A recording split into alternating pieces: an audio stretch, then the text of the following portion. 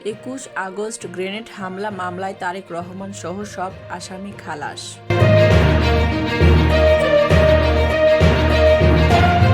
Grenade হামলায় আসামির পরিবর্তে প্রতিপক্ষ খোঁজা হয়েছিল বলে মন্তব্য করেছেন আইনজীবী শিশির মনির। সামনে আরও কঠিন সময় বলে মন্তব্য করেছেন সেনাপ্রধান ওয়াকারুজ্জামান।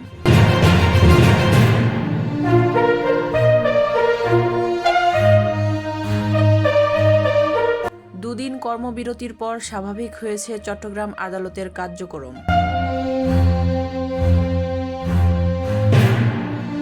মৃত্যুদণ্ড থেকে খালাস পেলেন সাবেক স্বরাষ্ট্র প্রতিমন্ত্রী লুৎফুজ্জামান বাবর।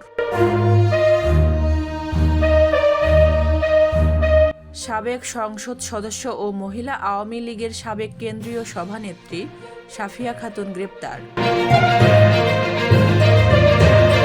শীঘ্রই দেশে ফিরে বিএনপির হয়ে আগামী নির্বাচনের নেতৃত্ব দিবেন তারেক রহমান বলে মন্তব্য করেছেন AZM জাহিদ হোসেন।